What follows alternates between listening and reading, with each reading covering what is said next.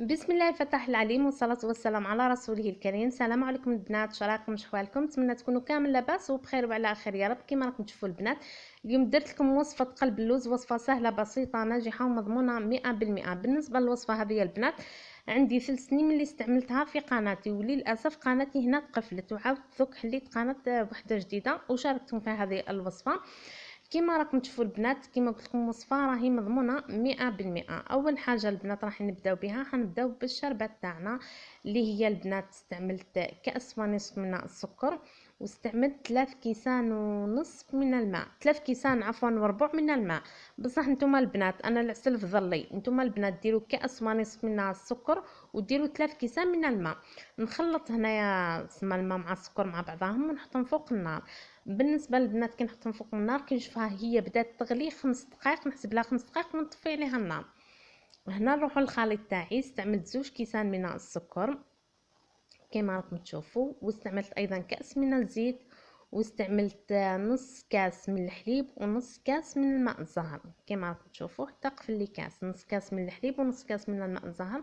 ونخلط المكونات مع بعض. هنا نخلطهم البنات بالميكسور، نتوما البنات بغيتو تستعملوها بالميكسور بغيتو تستعملوها بالروبو كما حبيتوني. ما عندهاش الميكسور والروبو البنات دير الخليط مع بعضهم، ديرهم في قرعه وتخلطهم جيدا تتحصل على الخليط هذا عادي.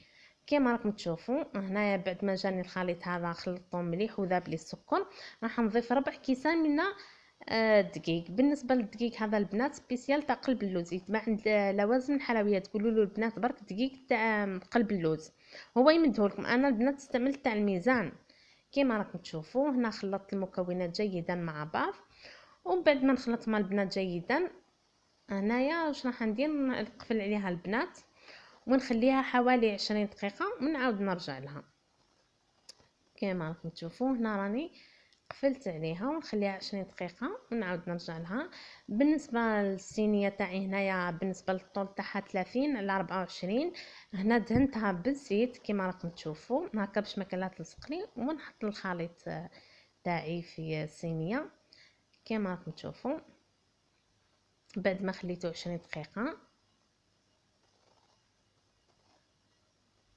ونحاول نعدل الخليط تاعي. وهنا البنات راح اسمها حاولوا البنات تهزوا تخطوها غير بشويه هكا باش تجيكم متساويه، تمشي لكم وحدها وتولي لكم متساويه كما راكم تشوفوا بهذه الطريقه. هنا البنات بعد ما عدلتها جيدا راح نقسمها. البنات هنا كي تقسموها قسموها فقط من الفوق، ما تقسموهاش من الفوق لتحت باش ما كان لا يهبط السكر تاعكم لتحت ويتحرق السكر. بهذه الطريقه فقط من الفوق. وبالنسبه للتزيين اختيارك، ديري بغيتي ديري لوز بغيتي ديري كاوكاو اختيارك. انا استعملت هنا البنات لوز ونحطها هنا في الفرن. هنا بعد ما طابت لي البنات جبدتها. بالنسبه للشربات تاعي، الشربات تاعي راهي بارده وقلب اللوز تاعي راهي سخونه، وهنا مع جبدتها البنات طفيت الفرن. بعد ما شربتها جيدا نعاود نردها في الفرن، والفرن تاعي البنات يكون طافي هكا باش تشرب العسل تاعها. شوفوا البنات هنا راني عاودت رديتها للفرن ومن بعد عاودت جبدتها. بالنسبه للبنات بغيتي تخليها ليله كامله بغيتي تخليها ساعه كما حبيتي. انا البنات هنا كنت مزروبه استعملتها ساعه فقط وقسمت. اذا حبوباتي هذه هي وصفتنا لنا اليوم. اذا عجبتكم الوصفه تاع اليوم ما تنسونيش البنات جام والتعاليق تاعكم الشابه. سلام.